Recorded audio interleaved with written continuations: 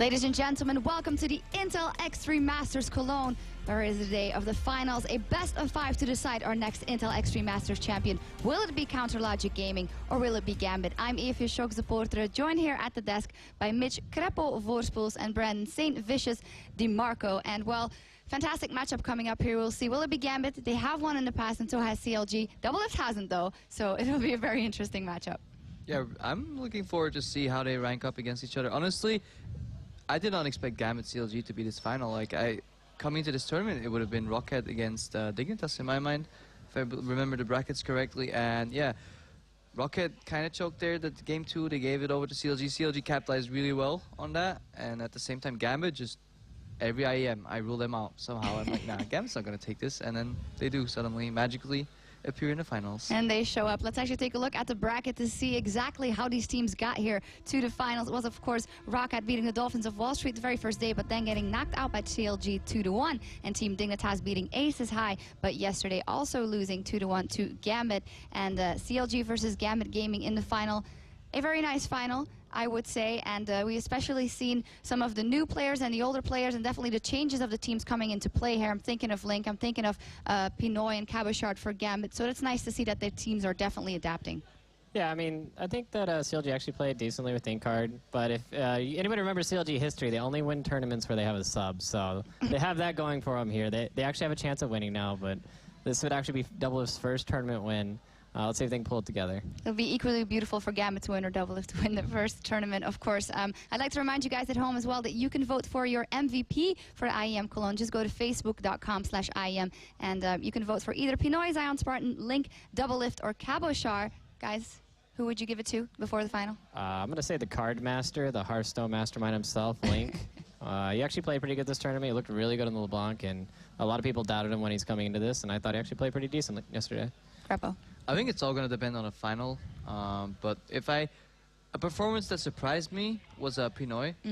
He looked danger in the eye and just stood still and said, okay, come at me and I'll just kill you guys. So many moments where I felt, yeah, okay, he overextended slightly, or he's dead, or they caught him out, and then he gets the jet. Like, of course he couldn't do it without his team. You know, he got like 3 shields and Mikhail's on him, but he just stood still, blew them up. I still remember that phase where Crumbs tried to get him with Rengar yesterday, and pops the ghost blade, and we see like Rengar lurking to jump on Pinoy, and he just turns around and just buckshots 2 autos, and yeah, goodbye, kitty. He just played super solid. Well, definitely not a good memory for Crumbs. We do have Crumbs standing by with Carmack. I hope he isn't too harsh on him, so take it away, Carmack. Thanks, Shocks. Indeed, Alberto Rengifo, Crumbs from Dignitas. Hi. Hi, how are you? I wanted to chat with you because I found out something about you this weekend that I don't think a lot of people know in the scene, or at least it's not common knowledge. You're actually Venezuelan, right? Yeah, I was born there, and then I moved to Canada when I was 14, so I lived my first teen years there, then 5 years in Canada in Vancouver, and then almost 3 years now in Los Angeles due to the LCS. I'm kind of interested in your backstory because, you know, most of these LCS players actually grew up in what you would call a normal family, you know, house dog PC, and got good at video games, whereas from what I found out, your parents basically decided that they want to give you a better future than they see for you in Venezuela, and took you to Canada. Talk to me a little bit about that. Yes, well, the government situation in Venezuela wasn't looking too good at the time, and when that happened, they decided that they wanted to just get a better future for my brother and I. So they enrolled him and I in an American school since the 3rd grade. So I was able to learn English from very young, have no accent because of that.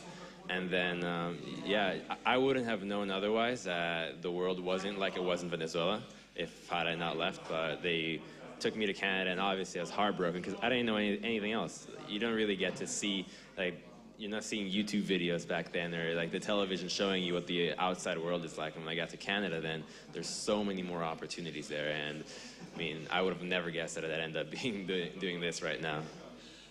Is it like, now you look back at it, you obviously were a kid at the time, probably didn't have perspective, but now that you look back, do you feel like it was a good thing for you that your parents took you? Do you feel like you could have actually had a nice life in Venezuela? I think if I stayed in Venezuela, I probably would have been able to make a nice life, but it would be limited to what I would know. So I would have a lot less knowledge and then just have a decent life regarding that. But now I know so much more and know all the options that are available out there. And that, for me, is all that really matters. So looking back on it, it was the best decision by far, and I'm really glad they did that for me. So how is it growing up in Venezuela? Is it like, I mean, it's South America, people in Europe don't know too much about it, people in the US don't really probably know too much about it. Is it rough? Are there rough neighborhoods? Where did you grow up? Yeah, well, I grew up in about middle class, but the most important thing that is different from the entire rest of the world that people may not know is that there's a lot of things that you can take for granted when you're living in Canada, in the United States. I'm not sure about Europe because I haven't lived there, but it's very unsafe to be there in South America. There's a lot of things and activities that you just can't do by yourself. You can't be going out at night, like 8 p.m. by yourself. That's unheard of. Like, you should not be doing that. There's a lot of danger as a child. Like, I knew multiple people from my school that would just be kidnapped by drivers, and there's kidnaps, shootings all the time. So you're very restricted to just being around your family and the people who you trusted. So meeting strangers and trusting somebody was something that is very difficult to do from being there. That sounds actually very scary to me. Yeah. But did you, as a kid, did you get in trouble at all, or were you just sticking to? Well, my life revolved mostly around the school and sailing. I was enrolled in sailing, and I did that for about 8 years, like 5 or 6 of those competitively. But my father taught at my school as well, so I couldn't really get into trouble there. So besides that, I was just kind of trying to get by. I really enjoyed sailing and school as well. But on my downtime, I just get in trouble by gaming a lot, right? Like, even though I was over there and the PC at my house didn't have internet, but I'd still find ways to just game all day. And I'd just be playing like World of Warcraft, Need for Speed, anything that didn't require internet, I'd be playing. And I really enjoyed that. And from there is kind of where the gaming started, where my parents had a computer business where in the year 2000 and a little bit earlier, people didn't really know how to use computers. So they teach you how to use a computer. So they teach schools, teach older people, okay, this is the future, you need to know how to use this. And in my free time, I just go to their work and start gaming there. How did it feel at the age of 14 to be uprooted and taken to a country which you know little about? The only thing I knew about Canada was that it spoke English. And when they told me, obviously they were elated. They absolutely were ecstatic. And I was very sad at the time. You know, I was really sad, and I didn't want to go. It took me a long time to accept that it was actually going to happen, that I was going to leave everything behind, right? And all my friends, everybody that I knew, it's like, yeah, I'm leaving in like a month, things like that. It's like, I'll never see you again. It's like, goodbye.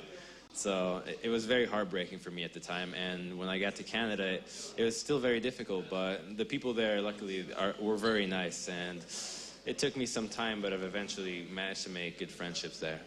Do you keep in touch with anybody in Venezuela? Truth be told, no. I talk to maybe once every couple of years, a couple of messages. Before it was better, but now I don't really speak to anybody from there besides my family. Talk to me a little bit about sailing, because that seems interesting to me. Sailing, competitive sailing isn't very common. How good were you, really? Well, I won the national sailing competition once, and I got second place due to some disqualifications a couple times. But I felt I was pretty good. I got to go to a lot of countries in South America just to represent Venezuela as a whole with another part of the team, and went to World Championships, went to North American Championships, South American Championships, and I got to that level, but I never really won anything major outside the national level. What's a skill set that you develop sailing? The biggest thing is that you need to keep track of a lot of things all the time. So the boat is a very intricate piece of equipment in the sense that there's a lot of moving parts, a lot of things that need constant attention, and same goes with the wind, the waves, your body, all of it needs to be constantly looked after. And that's something that requires quite a bit of finesse and just experience to do so. And I think that that's the biggest thing that developed for me, just doing that on and on and on. And you also get to enjoy just solitude, I'd say, just because, you know, you're by yourself the entire time in the middle of the ocean in a small boat that's about 2 meters long, and you got to enjoy it somehow. So these attributes that you've developed sailing, would you say those make you a good League of Legends player? I'd say yes and no, because that makes me a good individual player. But the fact that it's a one-man boat sailing means that every thought that I have, every plan that I want to do, has always been self-trained to keep to myself. There's nobody I have to say, oh, let's do this, oh, let's do that, come do this with me. And in the League of Legends environment, where it's a team, I have to completely shed that, which it's been with me my whole life, and just completely switch it around, which is honestly the most difficult part, just being able to break out of an individual and be a better teammate. Okay. Speaking of League of Legends, you guys have played Gambit Gaming in the semi-final. You lost. You've learned a lot about yourselves. We can talk about it another time. What did you learn about Gambit specifically, and what would your prediction be for this final? I learned about Gambit that they have a very erratic play. So it's very difficult to just say this is what they're going to do. I didn't really feel like I had a grasp as to what they were doing, and that caught us off guard. Just because they're picks and bans. Obviously, it's a preseason, but with the exception of that, it's a difficult team to adapt to, I'd say, to just understand what their thought process is, and I think that's a huge strength for them. But with that being said, I do believe that the game that we're going to have here, the grand final, will probably go 3-1, I'd say, in favor of CLG. Counter Logic Gaming took down Rocka, which looked like it was going to be the favorite for the tournament, but I feel like they just may have the upper edge, to be honest. I liked what they were doing with the games yesterday, and more so, I really liked Link. He definitely, we had the question of, is he going to step it up, and he has really proven himself. And finally, Doublelift can win something for a change. Yeah, you know, that'd be nice for him to have, but I'd like to. I want to see him just enjoy it, to be honest. Just win or lose, just have fun playing. So your prediction 3-1? Yes, CLG 3-1. All right, thank you very much, Crumbs. Right, thank you. Back to you guys at the desk.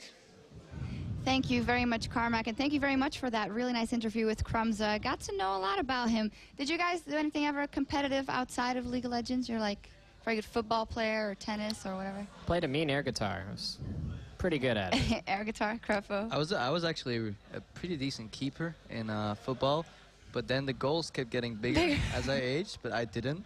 So I adopted a different path, so I started getting wider just to get more surface fill, but then gravity started happening and it all went downhill, so I just started playing more video games. And now you're not even in LCS? Wow. Oh. Wow, Oh, I'm so sorry, I had to. Yeah. Let's move on to the game. So let's get the team sheet for our first team here up on the screen. It is Counter Logic Gaming, of course, with Zion Spartan in the top lane, Thinkard in the jungle, Link in that mid lane, and Rush Hour, Doublelift, and Afromu holding down the bottom lane. Doublelift and Afromu yesterday, they didn't get off to the best start with that Vayne Alistar lane, but then great adaptation later, Crepo. Yeah, well, they did get camped a lot, though, with the double globals, and impressive that they didn't really tilt. Talked a little bit to Afromu after the game as well. He felt really bad about game one. He died a lot of times, and kind of got to him, but then he unleashed his shot caller. He said, okay, guys, you're listening to me now, you're doing this and this and this, and you could definitely see CLG played a better strategic game 2 and 3, and I really think if they listen to Afromu and they follow him around and they don't play that style where they give Doublelift the opportunity to go off and farm, because yes, in a Vayne composition, Vayne should split and Vayne should farm, but I don't think that's good for CLG right now. I think they should just play together, work as a team, and then they should be able to outclass Gambit. All right, what about Link? Because obviously that was one of the focal points coming in here. He also said he really wanted to prove himself, and he did step up there, and that must give them an extra boost.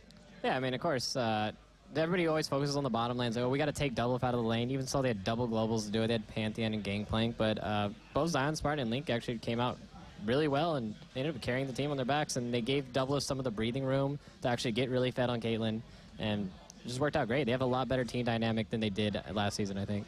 Yeah, did you guys specifically see that change that Zion Spartan is in the top lane and there's someone who can carry on his own now? Did that change the dynamic of the team immediately yesterday already? Well, I think Seraph could carry on his own as well if he wasn't gutted every game. But at least I think Zion The thing is, Zion speaks English well enough so he can articulate his thoughts and say like, okay, guys, this is where I screwed up. Here is why. When you play with a foreign player that has a limited ability to speak English, it's really hard for him to explain why things went wrong or what exactly he wants to achieve. And then people might just, automatically shift the blame. And then once they have a rough team environment like they had last year, they might just, okay, let's take everything away from Serv, just play 4-man map, leave him alone there. Zion Spartan is renowned to be a good top laner. He's been playing different styles already, so they might be able to listen to him more. And especially, this is the start, everybody gets more leeway. Right when you join a team, you have a little more leeway to say like, okay, let's try this, let's try this. So I think CLG can grow a lot better with this roster swap. Now, let's take a look at the roster for their opponents, Gambit Gaming, as they arrived here on stage today. It's going to be Cabochard in the top lane, Diamond in the jungle, Nixilin at mid lane, and Pinoy and Edward in the bottom lane. And, well, I'd like to start with the same thing also, the bottom lane, Pinoy and Edward. Edward's been around forever, but now in Pinoy, it's definitely a totally dynamic down in that bottom lane. Yeah, we don't see 4 Dorans or anything like that going on down there. They actually look pretty aggressive, and the team fighting, I think, is what really excelled for them. The lane phase is like, okay, it's whatever, but just team fighting in general, when he was on that Graze, he just went to town. He just, like you said, he stood his ground. He, knew the damage he could take, and it just looked really good. And then in that mid lane, it's still Nick, who also showed up yesterday, and it's very nice to see him growing in that team composition, especially with all the things that keep changing around him. Yeah, I really think Nick just needs more and more LAN experience, because I think in solo queue, whenever you meet him, he's a really good player. He has a pretty high skill ceiling, so I'm just looking forward to see him grow just in the offline environment, and I have high hopes for him. Then looking at that top lane, Cabochard, of course, everyone's actually talking about it. I googled it. It's a perfume, sort of perfume, Cabochard. So yeah, there you go. You can do with that info what you want. He did fantastic yesterday. No, I'm not trying to tell you something. I just thought I'd give that out there. But anyway, I'm getting you for Christmas, okay? Oh yes, some perfume. Anyway, fantastic game by him as well. He just looked fantastic in that team on Aurelia. Not that much on Azir, but I guess the rest of the team carried their weight for him. I'm actually really curious because CLG faltered in the 2v1, and a lot of the 2v1 is on the top laner to basically know where to go and when to go. And they actually. Gambit and Dignitas actually 2v1'd each other in the games before this, and I'm really curious if CLG will be able to react to that, because it looks like Gambit actually wants the 2v1, and they look a little bit more at home with it, so I wouldn't be surprised to see that. Yeah. Crumbs was saying 3-1 for CLG. Crepa? It's really hard to say, so yeah, sure, 3-1 CLG, but Gambit could surprise me, and I've been wrong before. Saint? 3-1 CLG. Okay, what are we thinking here going into picks and bans for these two? As Crumb said as well, they're just very erratic, Gambit, in-game and also in their picks and bans, so it's going to be hard for CLG to properly prepare for that. Aurelia, maybe. Are we going to see that Sejuani ban? I don't think there's going to be any Sejuani ban, but the Gambit's they're targeting jungle bans right away. There's the Pantheon and the Lee Sin. I wouldn't be surprised to see a Jarvan ban too, or even just forcing CLG into first picking it. Yeah, right now CLG pretty much has to first pick Jarvan. If I'm CLG, I wouldn't even feel forced. I'd be happy. First pick Jarvan, good flex pick, does well into the top lane Lissandra that's played a lot over in NA. However, EU hasn't been playing any top lane Lissandra, so the value of that Jarvan seems to be a little less than it should be. Azir ban comes out from CLG here. I guess they don't want to get 2v1 with the Azir Janna cheese or whatever it was. And also they have the Jace and the Syndra, the mid lane bans targeted there versus Nick, and also to put Link maybe in his comfort zone. All right, well, there's the Jarvan ban, so I'm actually really curious if CLG's going to first pick it. There's a lot of stuff up. There's Corki, but a lot of people are kind of scared to pick that when Sivir's up. There's LeBlanc, which they first picked yesterday. I wouldn't be surprised to see that. Link looked really happy to play that. But, I mean, Zed's still on the board, so really it just depends on how comfortable he is with that. This is pretty interesting from Gambit. They basically say, okay, you're playing with a sub. Let's ban 3 of his champions. Let's see what that guy can do once he's off his comfort champions. Diamond wants to go to town on him. Yeah. We'll see, of course, Aurelia first pick. That's actually been something that's only really happened this tournament, where they have a super high priority on Aurelia, but it's been working out though for a lot of people in this tournament so far. Yeah, I think that just comes from the fact that there hasn't really been a lot of 2v1ing, and I think that Aurelia can actually get shut down pretty hard if you deny her in 2v1 well. But yeah, I think that Gambit's going to try to 2v1 that this game and try to pick around that. And of course, yesterday Cabochard had 2 huge games on Aurelia. You have to keep that in mind as well. And then the Thresh locked in on the side of Gambit and LeBlanc. All right, so okay, there's the troll. Sejuani's highlight. Maybe not. All right. I don't think he's going to be locking that in. So they'll probably pick. I think Zed is really the only pick that's up that he'd really want to play into LeBlanc. Maybe an Orianna. That's one of Link's go-to champions as well. Oriana can neutralize that lane pretty well, but then we saw yesterday, I think in the Oriana-LeBlanc matchup, that the LeBlanc ended up roaming every time in one of the matches. So I think it's a skill matchup, and you just gotta watch out that neither of the picks can just influence the map by roaming, especially if you let the LeBlanc go loose, it could snowball pretty ugly. However, with the Thresh, if Gambit ends up 2v1ing, like Saint said, Thresh is such a good champion for 2v1. Once he's level 2, that's basically all he needs to basically start disrupting lanes. He can help the jungler, he can just show up anywhere, he has 2 CC spells. Might get rough for Zion Spartan if the 2v1 works out. I haven't really seen too much Lucian out of this tournament. This will be, I think I only saw him like once or twice before this, and I mean, Doublelift is like renowned to play as Lucian, so. He was banned a lot against Doublelift yesterday. Yeah, so. He is a little bit turned down on this patch, he's a little bit nerfed, but I still think he's really strong in the mid game. And the Elise locked in there for ThinkCard. He didn't have that many options left, and we'll see how he fares on this. I think Elise is a really good pick because it pairs really well with Aurelia. You can just basically camp top lane the whole game, and it's really hard to itemize against the magic damage and the physical damage, so I think it's a really good pickup for them. I'm usually not a big fan of Elise, but after seeing 3 jungle bans and then make your next best bet being Sejuani, then I think picking Elise is a decent choice here. And as Saint said, yeah, you can dive really easy because you can drop the tower aggro. Aurelia, once she goes low, she can stun as well. You can CC chain and do a lot of damage here. And I wonder why we're not seeing any Janna though. We're approaching like 5th and 4th. Well, Thresh is already locked in. Yeah. I mean, yeah, you're right. No, I'm just wrong. I mean, they could also go for Morgana as well, which is pretty good to match Thresh's roaming ability. Morgana can do just about as much pressure in like a 2v1 or in the roaming scenario. Looks like they're going to go for the top laner here possibly, or Sejuani and Gnar hovered over, and that's indeed what it's going to be. Okay, so that's actually kind of strange that they would lock the Gnar in there when a lot of people consider Aurelia to be a decent counter to the Gnar. Unless they want to 2v1. Yeah, unless they want a 2v1, but I don't really know how I feel about Gnar in the 2v1. If you actually properly stack the wave and freeze it really hard on the Gnar, then it's a really big problem for him. But Aurelia, it's the same thing. You're just going to basically be trading off the dying top laners. And on the other side, still have a mid lane and a support. You guys think it's going to be Janna maybe? Nami coming out. Alistar could go again for Afromu.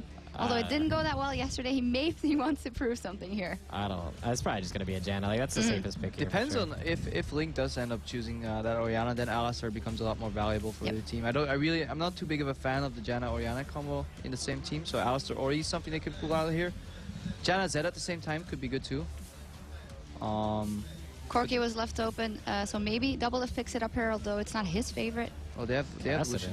Right. Okay, right, so actually, Keen, the mid lane for our team, he actually likes this matchup a lot because you can just survive out the lane. You can build a lot of sustain on casting in the lane. You can get a flash, and the Q also helps you from getting burst by the LeBlanc. And you have equal roaming pressure too. So I think it's a good pick. You no longer get silenced, so you can always counter trade and have that Q proc, give you a magic damage shield, and then LeBlanc can't whittle you down as much. And later in the game, Cassian becomes a monster in teamfights as well. Like if he gets a lot of AP, he can start jumping at the outskirts of the teamfight and basically like do the same thing LeBlanc does.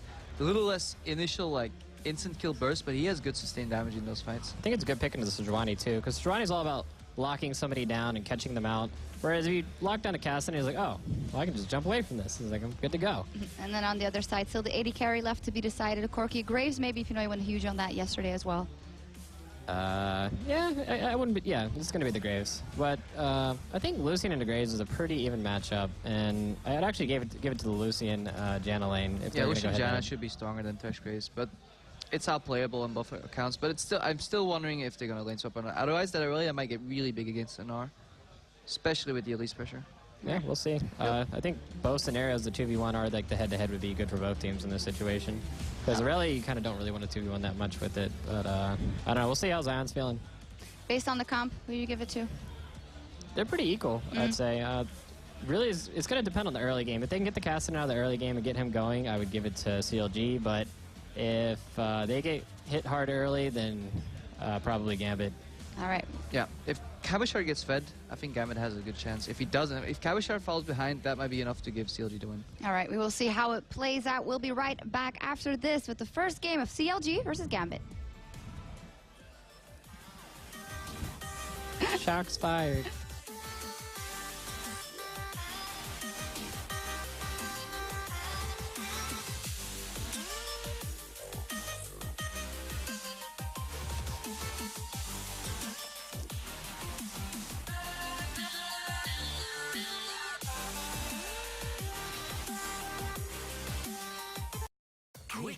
Heerlijke kip, een cream and onion saus en chips. Dat is de Quick and Chips cream and onion. Wauw.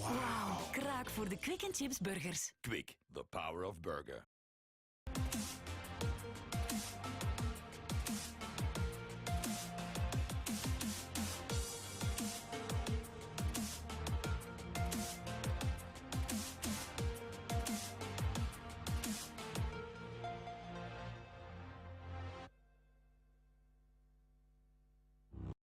Nutella kent je al zo lang.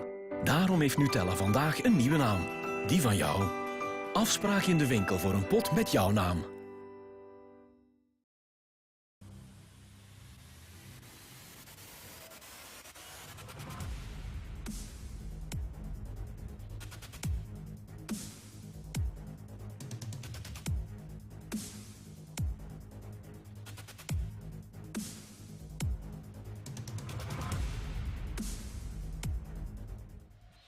Welcome back everyone to the Intel Extreme Masters. We're moving into the first game of the grand final here in Cologne. CLG taking on Gambit.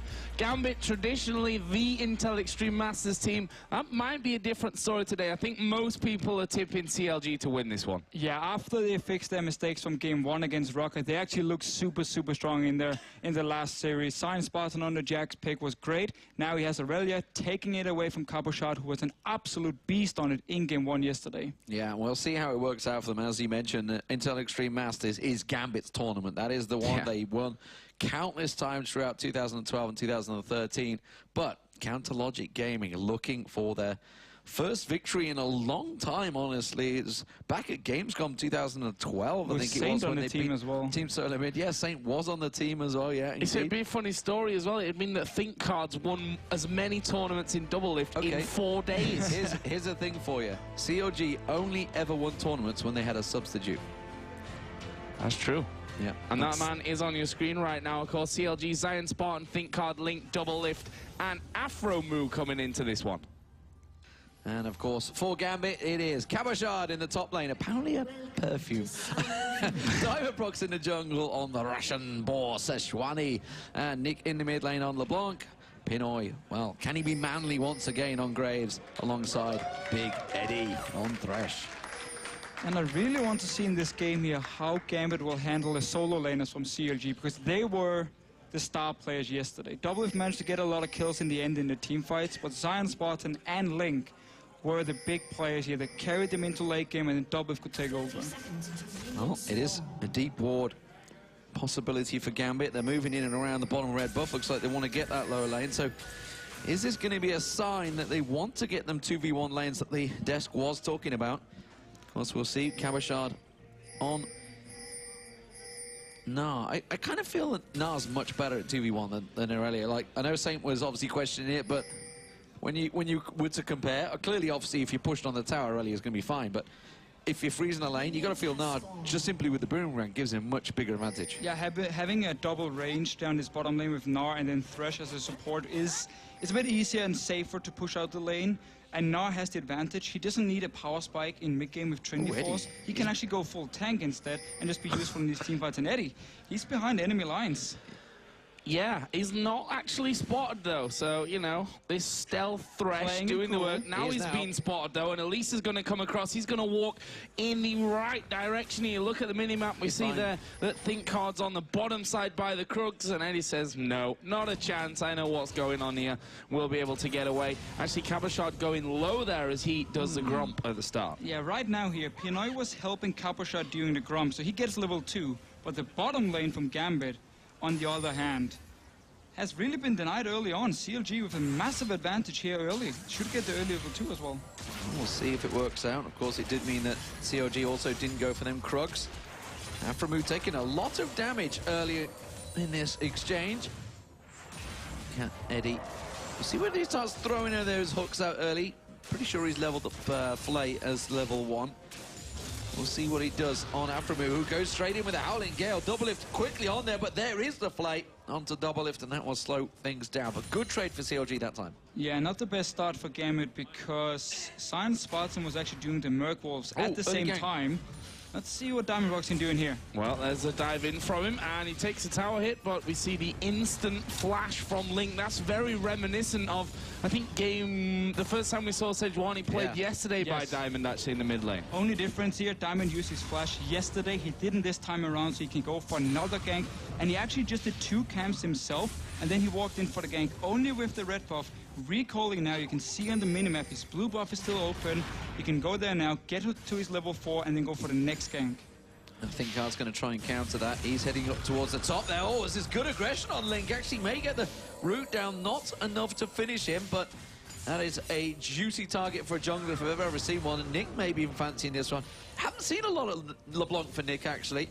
But look at the top lane. Thinkard coming around the back of Cabochard. Let's see what he can do with this one. Cabochard might be forced to flash. He'll use the jump first of all. And since he is in Mega Gnar form, he's got plenty of HP to actually survive that one. We'll be able to just walk off. Flash was, in fact, used there. So Cabochard won't have that one for this next time around, should Thinkard decide to visit that top side of the map once again. Meanwhile, Diamond, we saw already that he managed to get the burn on Link's flash, and he's going to visit his middle lane once again. Nick might have to be careful, though. He is a little bit lower. Thinkard will dive in. Nick will get the stun off here to Link, but I don't think that they've got the follow-through damage. Thinkard is underneath the tower. He's going to take one more hit. He goes down, and Diamond will get first blood. Nick's low HP. He looks like he's going to try and come around. There's a knock-up, and Diamond on Sejuani gets the double kill here in the final. And yesterday, Diamond was talking about how weak Sejuani could be in the early game, and yet he goes in here, he gets 2 kills. Thinkard, he wanted to be the hero here. He wanted to flash and try and finish up. Top lane, though, Cabochard in problem. Oh, it's just about got away. The slow was there. He turns it back around with a boomerang and tries to put some damage down of himself, but this is what you're talking about. Yesterday, that went the other way for them, and that was so close to a double kill for Link. Super close. I mean, Thinkard, he thought he could just finish off Nick here, but I'm not even sure how much HP there was left. Maybe 10, 15. Yeah. Enough at least. Turn it around. 3 tower shots in the face of Thinkard, and Diamond can just clean it up here with the double buff. And this Sejuani, he's going to be building full tank. Getting 2 kills early on. For this very first dragon fight, we might see an unkillable Russian bear running into people. Still with flash available as well. We'll see how it works out for them. Pinoy takes a Zephyr from Aframu. We haven't seen too much aggression from this bottom lane pairing. It's been fairly even traded between the two. We do have a pause, though, for now. We'll see what exactly is up on that one. If you've just joined us, ladies and gentlemen, this is the Intel Extreme Masters Cologne Grand Final. It is a best of 5 on 4.21 patch between Gambit on your screens there and Counter Logic Gaming. Yeah, and I think Carmack actually posted on Reddit yesterday, and of course we announced that the winner of this tournament, as ever, will go to the Intel Extreme Masters World Championships in Katowice, which will happen in 2015. And we also, you know, the thing that really interests me when Carmack, you know, posted that, and we said we've got the expo off at the side, which will have the StarCraft 2 and Counter-Strike in there for the first couple of days, which means that League of Legends gets the Spodek Arena all to itself with a big stage. That's going to be absolutely incredible. Yeah, that is a big arena. We've obviously filled it out the last few years, and it's always had magical moments. You think of Gambit coming back and taking down the 2 Azubus that year. Peke getting the back door on poor old SK Gaming, poor old Kevin, in fact, who is actually here in person. He'll love me reminding him of that. Every time I see him, reminding me absolutely. I'm sure every single SK Gaming fan loved that moment. Well, I mean, Peke absolutely did. It's what put him on the map, really. Indeed. Despite the fact he was already Season 1 World Champion, then that's really what set him on light. Clearly, you can see there's a problem with Edwards' computer or whatever he's got going on at the moment. That is the problem in esports. You got to rely on hardware sometimes, but it's always ever aligned. It looks like it's, is it a mouse or is it game client? I'm not too sure. It's not a mouse. I can see it's still glowing red. So that's working. Well, red's usually a colour that you don't want to see anything electrical glowing, but I think you might just, you know, have it that way anyway. But yeah, you know, actually on Monday, the early access tickets go on sale. So the thing that we with Katowice is actually free entry for everyone. However, you can buy early access tickets, which basically means you don't have to stand in line. And trust me when I say big lines. There are big lines in Katowice. Hopefully it'll be more like last year's weather and not like the years before, where it was about -5 or 6 or 10 degrees and basically full of snow, which was I think less than fun time for people queuing up on that one. But if you want to get yourself to Katowice, definitely recommend those early access tickets. And, well, one of these two teams will be there in person, along with World Elite and, of course, Cloud9 already, who won the Intel Extreme Masters. Yeah, they're already in San Jose. Already booked themselves a place. Looked like it was a resolution problem. You can see Eddie scrolling through on the Windows monitor settings there. So, looks like he's going to get himself sorted. Yep, thumbs up. All good to go. So, hopefully, we'll be unpaused in a moment. Apparently, it was a FPS drop, but... That's obviously something that us as non-pro players always just play through anyway, because we'd have no clue whether there is a difference. But clearly when you're a top Thresh player in the world, it makes all the difference on them hooks, and we are back live. Let's see how this bottom lane pairing works out. Let's go quickly recap on what has happened. You can see it's 2-0 if you just joined us. It's a double kill for Diamond Prox on Sejuani. Yes, that is correct. It is Sejuani in the jungle, working well. Has Diamond found himself another jungle pick? It's just like the good old days where Diamond is always the first one to find the new picks. I still remember when I played, it was Nasus he came out with. He's going again. Volibear. He wants more in this mid lane. Trying to get in onto Link. He still doesn't have flash. He's not level 6. And guess what? He's going down. Diamond actually wanted to leave that there, I think, for Nick. Ended up getting it to get his third of the game. Meanwhile, Pinoy and Edward taking some hammering down in the bottom lane. They will stay safe there. No summoner spells actually burnt. And we really see Gambit put so much focus on this mid lane here. Shut down Link early on. He was fantastic yesterday. He's playing Kassadin. It takes time to scale up here. You delay it now. Rod of Ages is going to make it, or the delayed Rod of Ages is going to make it harder for Link to have an impact in this mid game. Right now, though, Diamond's not done yet. Yeah, looks like he could go for kill number 4. There's no flash on Zion Spartan. Hanging around. Zion Spartan and Cabochard have traded already, so they both use that flash up in the top lane. Wonder if they're waiting to see where the Mega Knight comes out. Eddie tried to flame into the tower range, I think there. That was what the plan was. But there's Diamond going to spot out, so he'll clear out that ward. Mega Knight was pulled from Zion Spartan, so that's going to be back to normal. But this is getting Nick going. This is something that I think they often need a little help with. And it's good to see Diamond actually making ganks work out. Yeah, and it's good to see Gambit as well changing up the picks in the mid lane, because back in the LCS in the summer split, we saw a lot of Lulu, Zex as well, and Nidalee being played in the mid lane. All those here. fun ones. The fun ones. So Nick was often just left alone to sit and farm and just start poking and wave clearing. Now they've changed it up. We see LeBlanc, we saw Zed yesterday as well. They want to get Nick going. They want to make sure he's actually part of the mid game and part of carrying the team. I would say one problem here, though, while Nick is continuing to have aggression onto Link, is while he's 2-0 up, he's still actually behind him far. It is very hard for him to actually poke out the Kassadin because of the magic shields. You don't have to silence either, so you can always land a Q back from Kassadin and get the shield up here, avoid the damage. You also see Link. When you start Flask, 3 potions, and you build your Catalyst as the first item, that is a lot of sustaining lane. Ulti used by Zion Spartan in the top lane to try and clear that wave. That signals that he's trying to back away. Pinoy back down the bottom lane. Howling Gale comes through, but Eddie lands the hook this time. Pinoy with exhausted though. Double Lift taken low. Is it good enough to try and take him down? No! The life bind from Double Lift. Eddie flashes in and finishes it with a flame. Uh-oh, here comes trouble. Eddie, Dinkard and Link comes around the side. He's going to pin him down. The cocoon comes in. No matter what play he does, he will go down, and that is a kill for Link. But look at the mid lane here. Instantly Diamond, he comes in, he joins Nick. They want to push down this tower because Link was roaming. He did the same yesterday. He likes to impact the map very, very early here. 2-for-1 trade in the bottom lane, but a mid tower in here. Yeah, it looks like he may well go down. You can see Nick and Diamond chunking it down right now. No real response. Zion Spartan pulled away. That's actually going to lose him out in the top lane. He's already behind in farm. You see 59-47. They're coming down to protect that tower. We'll see whether they try and take a dragon from this, because they know that Diamond and Nick are relatively low. We'll see what CLG try and make. It's going to be a blue buff for Gambit. Yeah, not really enough wards around this dragon here for CLG to safely start it with this many players around, so wisely enough, decide not to do it and actually just go back in the lanes. But Zion Spartan saved the mid tower. Had to give up some farm in his top lane though. Well, that push still in there. Nick will come back around with his blue buff on. Nice little chain landing.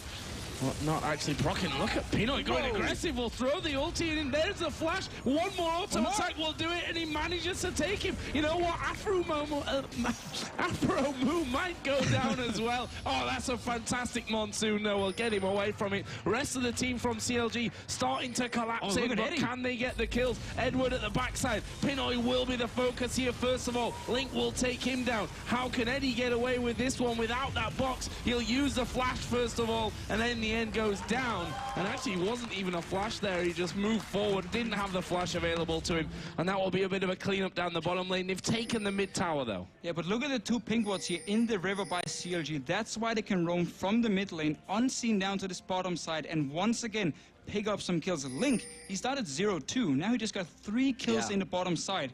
Very, very important for CLG. Yes, they lost the mid tower, opens up the map for Nick. You might even see him in action now. They're going to come around the back. Let's see whether Diamond and Nick can get onto them. Link's going to be the focus target. Teleport does come down. Zion Spartan joins the party. Thinkard's been drawn into this one a little too long. Teleport comes out. Here's Kabashard coming around the side. Link's going to be the next focus, but he manages to get the kill on towards Nick. The Kabashard gets in, gets himself a second. Zion Spartan now there. He collapses on towards Diamond. Coming around the side, he's double lift. He's going to look towards him, but Eddie pulls out the lantern. Back onto double lift. Can't turn it around. Pinoy gets the kill. It is a crazy start to the game. We've already got 13 kills in 11 minutes. And everyone is just running down to this bottom lane here. They want to be part of the action.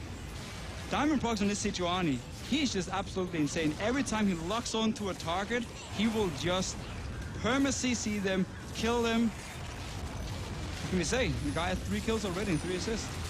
3-0-3, a dragon here for Gambit as well, and that puts them nicely into the lead overall. If you look at the goal difference between the junglers there as well, a massive difference.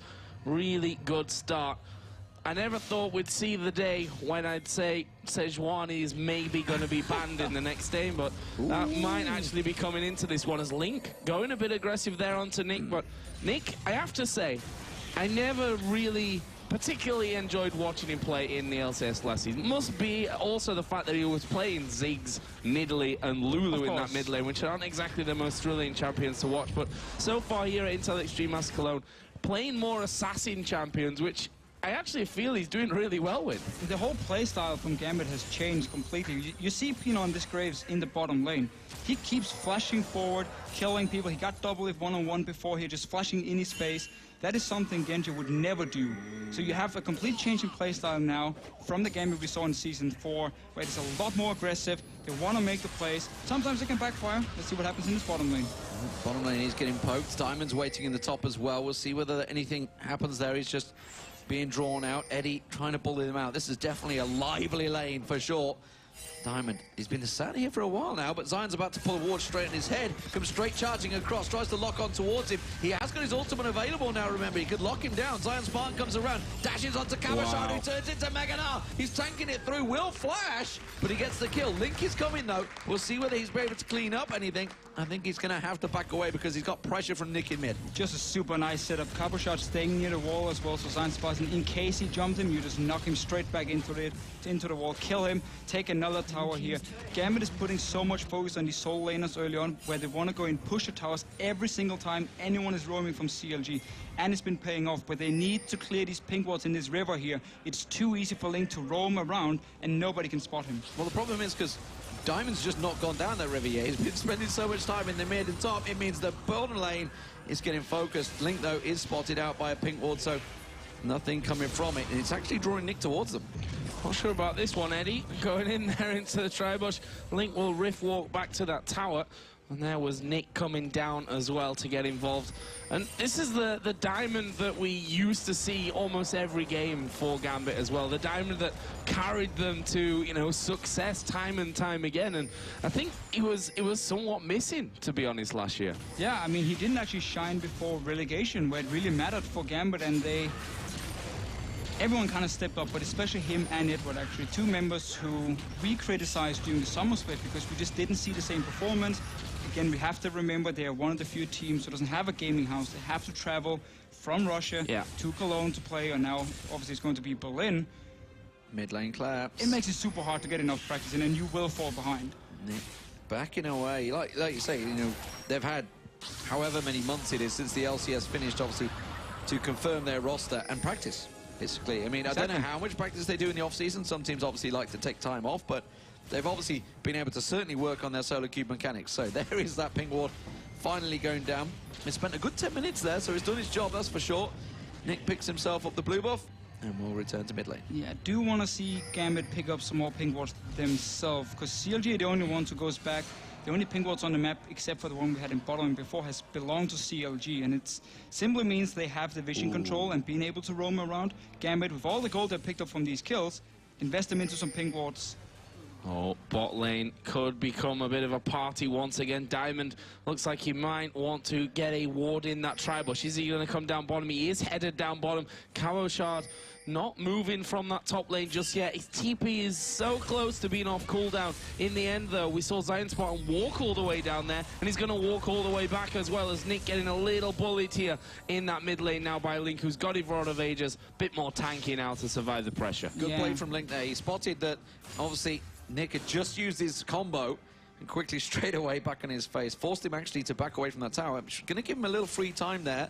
Kabashard, as you mentioned, is still pushing that top lane. Remember, the advantage he built up yesterday over Gansu was pretty horrific, honestly. But that was, of course, when he was playing Aurelia, which has been picked by Zion Spartan. No slouch on that champion, that's for sure. But the mid lane, once again, Link going in trouble. Diamond on him. Yeah, what's Diamond going to do? He's going to use the ultimate. Here comes Nick from the side. Diamond Pro's getting a rampage. ThinkCard didn't think about this one. He's come from the backside. Will finally get some backup from his teammates. Nick tried to get in there in the end, but had to actually use the flash to do so. They managed to keep ThinkCard alive, but they lose Link once again. It's Diamond that's picking up all the kills, though. You'd like to see a couple of those going over towards Nick's side, I think. Of course, I mean, Diamond, he has enough gold already to be super tanky, but every single time he hits a target, he gets his Eater permafrost onto them, slows them down, and even the Castellin who can jump away with his ulti, as long as he's still slowed, Diamond can just follow up, stick to him,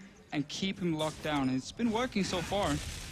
Well, they saw the pink ward. They didn't want to take it down. Eddie in the pit at the moment. We'll see whether he finds the pink ward that's been in the bush for forever and a day. Nope, not going to check it. He knows there was this one in this tri-bush, though.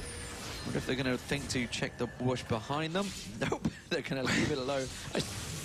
Or did they just get it? Oh, no, someone just placed one, so he moved it immediately. Pinoy in trouble here. Oh, the Cullen not quite catching him out there. Dragon up in 10 seconds' time. It's Gambit that are on set up for this one.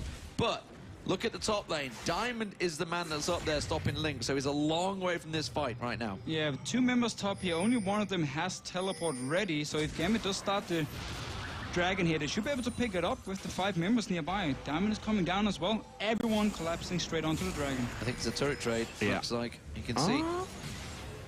It should be in the end. I mean, Link just stopped his recall, sorry, so he's actually going to stick around that one, and I think Kabashard here will come up, so they're going to try and hold on to this turret. They'll try and get the Dragon, which they will succeed on, but Kabashard going to get dove underneath his tower, and that'll mean a kill and probably the tower anyway. Yeah, so with Link staying up there, knowing the Dragon was already gone, he just expected a teleport. As soon as it came in, they could dive. Still take the tower here, but look at Gambit, they're pushing mid lane. They're going to try and push the mid and bottom. You can see Doublelift's going to head off Pinoy, but mid lane is Diamond and Nick, so they're going to try and put pressure on both towers, knowing they were losing that top one.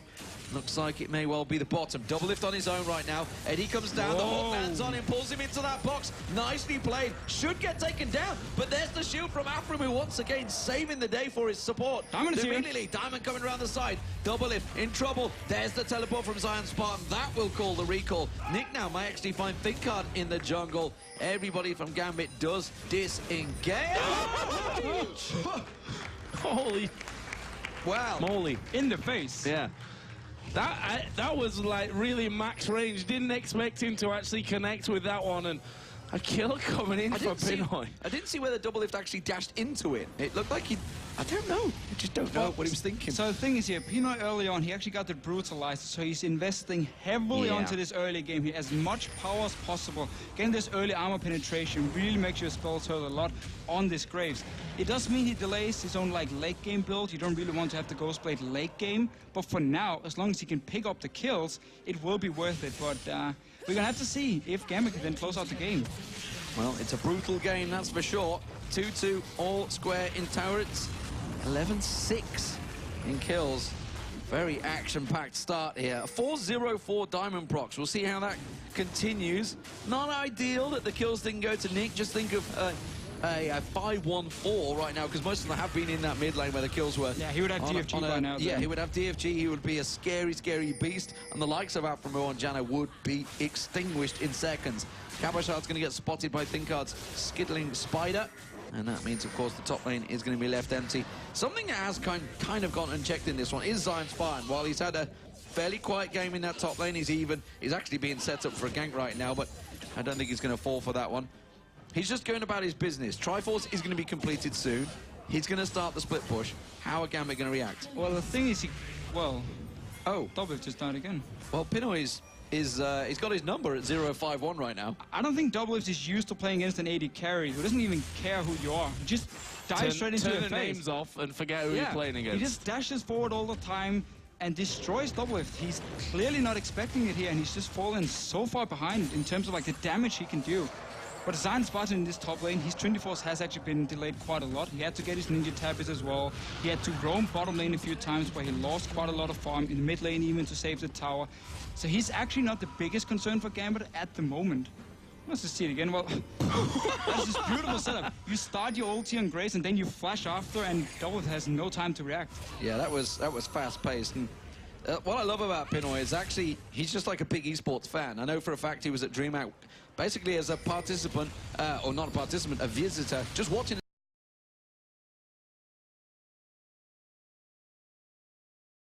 Pretty good at esports as well. He's in his element now that he's actually realised, you know what, I'm actually pretty good at this game. Not bad, really. Working out well for him. Well, certainly having a good time here against Doublelift, and we see there the Elixir of Wrath picked up. That didn't make Doublelift's life any easier. No, I mean, again, it's simply Pinoy saying, I am super strong right now, and I'm going to use it, so I will keep looking for these kills. CLG really needs to play passive against him here. Wait it out, let him lose the gold, and catch someone like Eddie. Yeah, that Colin's going to take him down, and now Diamond's just going to have to charge away from that one. That's a little bit too much of a face check. Can they take more from this one? Zion Spartan comes in. There's the ulti from Diamond Blocks. Meganar comes out, misses his combo, does get the slam on CLG, points them on the wall. Aframu's going to get taken down. Pinoy comes around the side. Can they get yet more from this one? It's a double for Nick so far. They're going to keep on chasing. Wow, what a turnaround. And that is the power of Nah. And CLG at the moment, they shouldn't be fighting. Take your pick onto Eddie and then back away. Do not follow in here. You know the Graves is insanely strong at the moment. He didn't even use his potion this time. And also, you have this LeBlanc here who has the DFG completed and an insanely tanky Sejuani. Don't fight them. Well, there's a repel, but it's a repel to death for Thinkard. Will manage to proc a passive there of Nick, but they go in towards Link, who's got underneath the tower, but what are they going to do with it? TP is coming in behind, and that'll be Zion Spartan trying to change around. Cabochard will get away. Nick will, of course, be able to dodge away, but will Pinoy be able to escape this one? He's going to try his damn hardest. He's going possibly for Link at this stage. We'll try and turn it around, but the three of them there, just too much damage. So Gambit just staying around it here, looking for more kills. 40 seconds on the Dragons, so Pinoy will be offered. Let's just see it again here. CLG got the pick onto Eddie, but the rest of Gambit is joining in. Nick comes here on the top of your screen, and look at this ulti from Cabochard. Flash. 3 members, beautiful. Diamond joins in, and now Pinoy comes, finish off the fight, and you can just clean. Doublelift at the moment, he's just dying. All the time. Yeah, not had any impact in this game. Well, I say not had any impact. He, of course, has, because he's given 5 kills, basically, over to Pinoy, and that's an impact if I've ever seen one. But really not having the best game right now. And you know, there must be a lot of pressure on a player like Doublelift as well coming into today's game. With the big storyline, I guess, was that Doublelift gets into a final and may win his first title with CLG. That is pressure in itself, so we'll see how he handles this one moving forward. Right now, though, he's definitely being outshone by his opposite number, Pinoy, and now Gambit looking for their third dragon pickup of the game. And they would get it. I mean, now CLG realized we can't even go and contest this one. What's already set up by Gambit as well. Beautiful. And now the problem is for CLG. Dragons becomes a ticking time bomb. You cannot give them the 5th dragon in the game. So the next one, they're going to have to at least consider contesting it. And if they give it over free to Gambit, then the last one, they have no choice. You have to take the fight, and it might be too late then. Watching Diamond just roaming around. We've also got this setup up the top. Kabashard's in the bush. I don't think he quite realizes that Link is there. Well, he does now because he just took out the ping ward. He knows full well that he's there. Zion Spartan may be the focus, which is why Link's sticking around, because Nick has made his way up there. Diamond Procs hanging around the red buff. They know this is happening. Pinoy is just below them, but not a lot of support to follow through. That red buff will be taken away just about. Thinkard ended up picking that up. There's no tankiness to CLG either at this point because of that haunting guise that was picked up there by Thinkard. Obviously, Zion Spartan straight in for that Trinity Force, and they just can't compare to the staying power in fights that Gambit have. No, I have no idea why you have your haunting guys at the moment here on Elise. What you want to do normally is you get your Stalker's Blade, and then if you want this early magic penetration, you upgrade your boots, and you get the magic penetration from there. It's cheaper as well. It gives you an earlier spike, and then you go tank from there on and out because you don't need more damage. Him building his haunting guys is just going to delay his tankiness, and he already got it too late when their early ganks were already over. We'll see how it works out. Nick, of course, picked up the double kill in that last exchange, which is gave him that DFG and well on his way to a potential Void Staff maybe. Looking towards Zion Spartan, obviously on the Aurelia, we've seen how strong they can get, but with just the single null magic mantle at the moment, he absolutely may be a juicy target for Nick. We'll see which way they go. Want to pay double lift here. Yeah, they've been sat there for a while. He's going to see the juicy minions. He wants the farm. Game though, don't want to sit around for too long. The draw of the AD carry. Oh, they all want juicy minions. It's almost a little bit too obvious because Pinoy feeling so safe just pushing it up here so they know someone is around because there's obviously no tower behind him either. And it would be a little bit of a risky situation if the rest of Gambit weren't nearby, but Eddie still staying around. And double lift. Slowly but surely edging forward. There is Pinoy, and it's the three in the middle. middle. It's just kind of crazy. This is super smart by him. He groups up all the minions, so you see they focus the same one. This starts a slow push, which goes towards Gambit, and therefore denies double lift the potential farm. That's a good deep ward that CLG managed to get in the river. It's just timed out now, and that gave them the knowledge that Diamond and Nick were both there as double lift gets a little bit of damage. It can show that he can still put some good burst, even onto Diamond, the most tankiest member. Link, though. Oh, Nick trying to get caught out, tries to juke them, goes back to his Mimic. Well, Link showing that he has got a lot of damage on Nick if he needs it. Yeah, all these early kills here for Link has really made him strong on this Kassadin, and he's going to be the carry in this game. Like we saw yesterday as well, Link performing super well. He has to do it on Kassadin.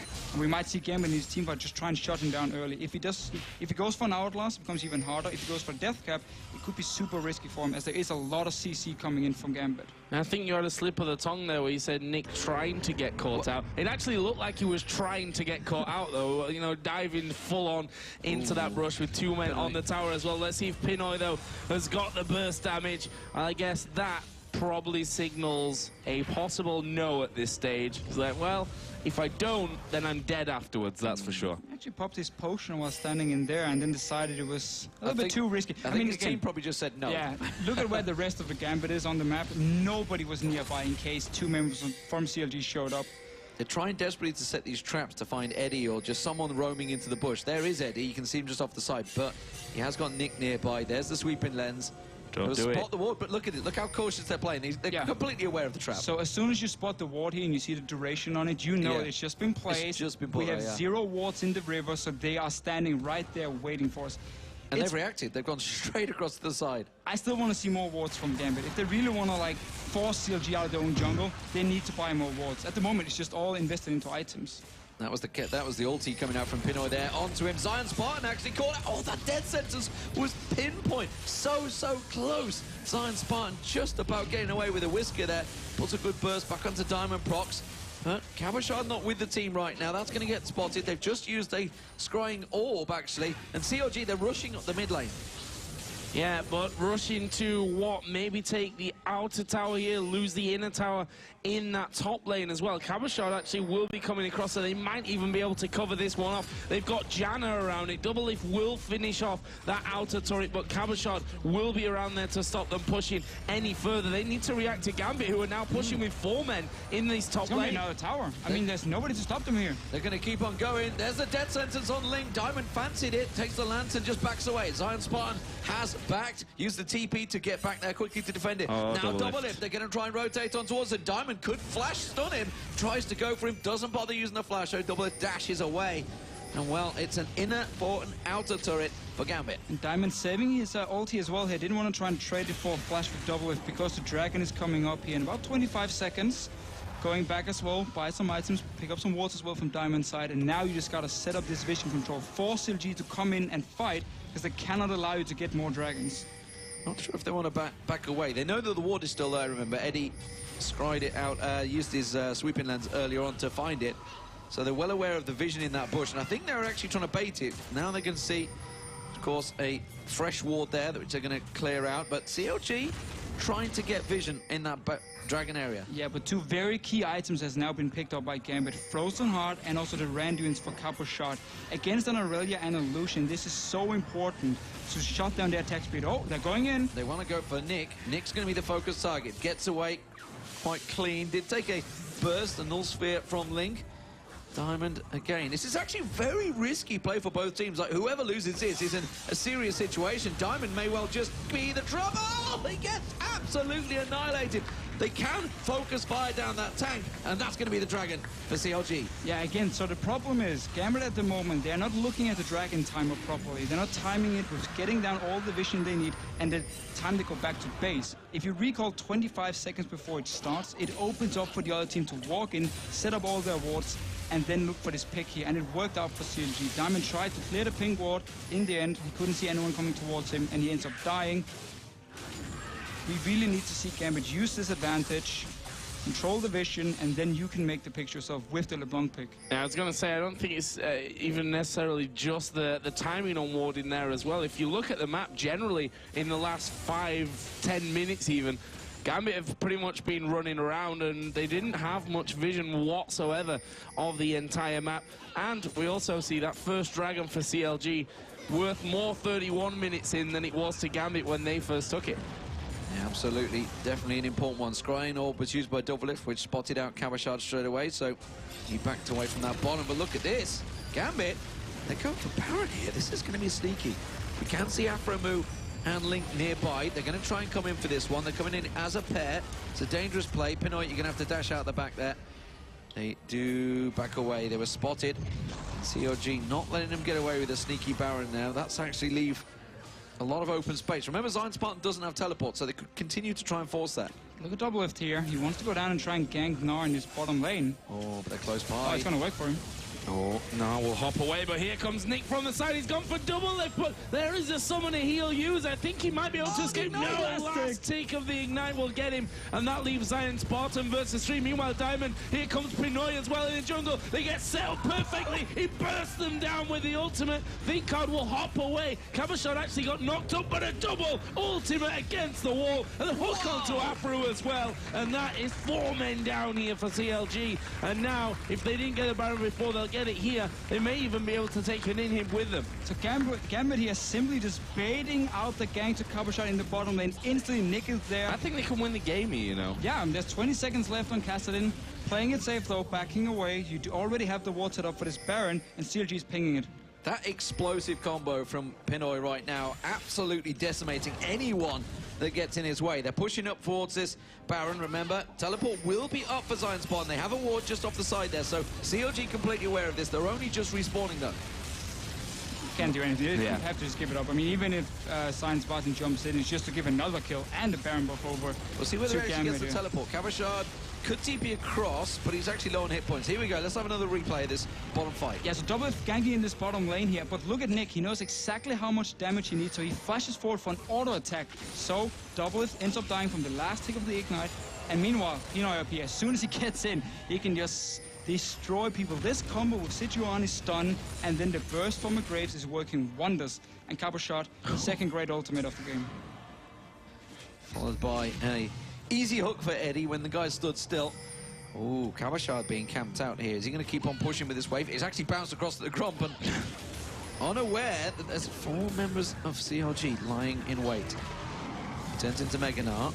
He's going to check the push. That's not actually what they want. He does slam them all. When he get away, bounces across. Will he be able to get away? The call in, is it going to be enough? Link may be able to close in. The rest of the team come through. Link doesn't get the kill. Nick comes to save the day, and now Pinoy tries to turn it around. Ultimate was Zonya'd out. And while Gambit do survive, CLG themselves are going to be thinking, whoa, that was actually close for us. Overall, CLG actually took more damage there as well. Well, at least they are buying time. Gambit had to use quite some time on this little fight. Diamond, he's not done yet. He's on his own pretty much there, though. You're going to have to just wait for the rest of the team to actually come in. And what a turnaround. Just showing how tanky that Nari's. Link actually coming in. He's going to have to jump over the top there and does that. As you mentioned, no hourglass after he used it to get rid of the ultimate out of Pinoy earlier on. He's actually backing on a ward, and there is Nar coming in. Will be able to jump once, but will Cabochard be able to catch him up? There's a boomerang. There's a hook from Eddie. Steals it in style. Well, that's dangerous because there's super minions pushing up that mid lane right now. That's a 40-second death timer. Almost certainly this bottom turret. Could they take an in here before Link spawns? That's the question. I mean, probably 30 seconds, they're super far ahead. The AD carry can absolutely destroy these towers here. This should be another inhib for Gambit. They're going to keep on pushing through. They've got two gigantic tanks as well. We should point that out, of course. Diamond and Cabochard can both take this. Turning in towards that Nar any moment now. Pounces on double lift. Just about dashes away. There's another inhib going down. Still 10 seconds on Link. And Gambit just walk away scot-free once again. And all the gold here is just on Link. So as soon as he's gone, if he's low and he cannot join the fight again, or if they can actually focus him down, there's not really much else CLG can do. Doublelift is hitting his third item now, so he will start to do quite a lot of damage in these fights here. But there's so much armor being built up, and also all the attack speed reduction from Diamond and from Cabochard here. So it's going to be super hard for Doublelift to do anything. Gotta hope for, I think, Pinoy or Nick to go a little bit too deep in this one. The rest of them might be just too difficult for them to take out. The Baron buff is actually going to run out here, which means less of a threat from Gambit's side, but honestly, they're that far ahead now. They will go for this if they land a hook. Well, onto a champion at least. Well, that minion died. It did. Got destroyed. Showed him what was going on there. So, bottom wave, I think. I'm trying to see which way that's about to push itself. I think it actually may go in Gambit's favour. Top lane, yeah, super minions almost certainly is going in their favour. Yeah, of course it is. Super minions, dorp. That's definitely going to go in their favour. Zion Spartan hooked in. Will they follow through? No, Meganar is out from Cabochard. Doesn't bother slamming anyone this time around. Just simply a case of the mechanics. And that tower, it could be tanked through at any point. Yeah. Zion Spartan just needs to try and get near to Pinoy. Nobody can get close to him at the moment. All Gambit is doing is just forcing CLG to keep every single member on this top side, because you know the bottom lane is pushing. They're pinging it on the minimap as well. That's a big wave on the bottom as well. CLG needs to find. They're going in. They are going to go for this one. Actually, Nick going very low. There's a good call in from the back. Eddie has to flash away, but the first kill goes to Nick. Link will be on top of him, and he'll get the shutdown, but only one of them. And surely Gambit now can come back into this fight. Pinoy will throw his ulti on 3. Can he get any more? Nar will flash in. The slow lands on Aframoon, who also flashes from that one. Another slow comes in, but guess what? The base is already going down. The massive wave from the bottom lane will help Gambit through to take game 1 here in the Intel Extreme Masters Cologne Grand Final. What a start for Gambit Gaming there. 14,000 up at the end there, but they had, honestly, the lead from all those crazy skirmishes that happened. Think back to the double kill for Diamond in that mid lane. That was oh so close to being a double kill for Link. It could have gone either way, but it was Gambit that came out on top this time around, and they got the lead. This is a best of 5 series, don't forget, so a long way to go, but a good start for Gambit. And this is what Crumbs was talking about in the interview with Comic before this series started. Gambit at the moment, they play this absolutely insane style where they just constantly fight. It's not about warding, it's not about, you know, focusing on the objectives, it's taking fights and taking chances. We see Pinoy constantly flashing forward, trying to kill Doublelift. It worked for him this game. Next one, Doublelift has to be ready for this one. He has to play more passive, or at least respect the damage Pinoy can do. Well, guys, don't forget that it is a best of 5, so there's still quite a long way to go, possibly. I mean, if you look at the expansion tournament, maybe there's not a long way to go. All those games somehow managed to be 3-0 this weekend, but what a start for Gambit. As we said at the start, you know, everyone's like, Gambit are good. CLG maybe not in their best form right now with the sub, but we're going to give it to CLG. It's Gambit that take game number 1, going to be looking very strong moving into game number 2. But of course, first of all, we need to head over to Shocks, Crepo, and Saint on the analyst desk. Thank you very much, Joe. Fantastic first game here coming in from Gambit, and CounterLogic Gaming, like yesterday, not showing up in the first game of the day. And, well, it basically all started from that double kill. And let's actually get the replay up on the screen right now, because it started everything in this game with the Sejuani just getting that double kill at the very beginning of the game. Yeah, it looked like this lane was actually going pretty well. I mean, Castanen was getting the advantage. He had the wave pushed up. He had a chance to go back to buy here, but you can actually run the clip. And before this sort of Sejuani had ganked, he blew Link's flash. He knows it's down, and ThinkHard's going to be here to counter gank. He gets really greedy to get this last hit on the LeBlanc, and he just pays the price for it. He just ends up taking a bunch of tower shots. He's going to get slowed by Diamond right here. And that's really bad that happened, but on top of that, he's just going to collect a double kill here, and this is what really gets Diamond procs rolling. It allows him to get those Mobies, the early jungle item, and he just starts putting pressure all over the map because of this. And also, it let LeBlanc get out of the lane where she was being pressured heavily. Yeah, so unlucky though as well. I think Link's E missed her right as LeBlanc dashed in, and then so close on finishing Diamond procs off. But this basically started a snowball, which freed up a lot of the lanes to start roaming down bottom, especially we had a lot of bot lane parties there. The first storm actually was successful for CLG. Link roamed down and managed to clean up, but then at that point LeBlanc pushed in that mid tower. Once that mid tower fell, everybody was freed up. Diamond procs wasn't even buying any wards. That's what struck me. That's the one thing I think Gambit really needs to improve on. They were ahead, but they were not buying any wards. Eddie bought his Targans, upgraded his Relic Shield before even building Sightstone. No pink wards coming out, but this is like the old Gambit, you know. They just keep going in. Doesn't work? Let's go in again. Doesn't work? Okay, now it works. Finally, keep going in and in. And they don't waste money on silly things like wards. Why would you? Exactly. You mentioned it as well. There was a lot of action going down on that bottom lane. And we actually have another replay in Crepo. You wanted to take a look at that one as well? Yeah, I need to put on my glasses here because I don't know which death it was from Doublelift. If we can roll the clip already. So we see Doublelift under pressure here. And yeah, basically TP consumed. Doublelift thinks he's safe. Aframo even has shield up, but I think CLG's a little flustered here because Pinoy basically just, yep, and he's gone. Basically kills him here. And this was Doublelift's 6th or 7th death already, and it basically embodied this series. Every time he just managed to find a new way of dying here, and I don't think it all was his fault. It's not like blame Doublelift for the show, but they took him down. Yeah, I don't think I've ever seen Doublelift carry a team that hard his whole career. That was a pretty good carry for Gambit from him. Yeah, he was going for the record there. Well, shots fired, but let's focus some more on the good things from Gambit coming in here. You said it, they lacked vision control, but they didn't really need it in this one. And that bottom lane, even though, I gotta say, I wasn't that impressed by Edward's Thresh. It was more like the cooperation with Graves definitely worked out, and Pinoy is definitely stepping up for them, and that aggressiveness is paying dividends. No, I really like what Pinoy does sometimes. He doesn't always execute it 100% correctly, but if we remember that one kill where he just flashed in, autoed, ultied Doublelift down and just killed him because he exploited a positional misplay. You know, and you never notice those misplays until somebody actually exploits them. He saw Janna in the river, he just went ham, killed Doublelift again. And I really like that he's not playing with fear. And sure, it might backfire, but it's aggression again in Gambit, and they don't look as lost anymore as they did many times at the end of European LCS. So I'm definitely interested to see how these next few games play out. I like that he kept on that aggression, even though they kept getting repeated roams on the bot lane. Like Link just kept coming down there over and over again, and he's like, whatever, I don't care. Like if I die on this, I'll just come right back and kill you. So it basically made the game into a state where neither supports even had the time to deward the river. So whatever wards were there, they stayed up. People kept walking to lane, and one of them would die. And then the next time, the guy would come back with more items, kill the other guy, and then go over and over and over. It was very interesting.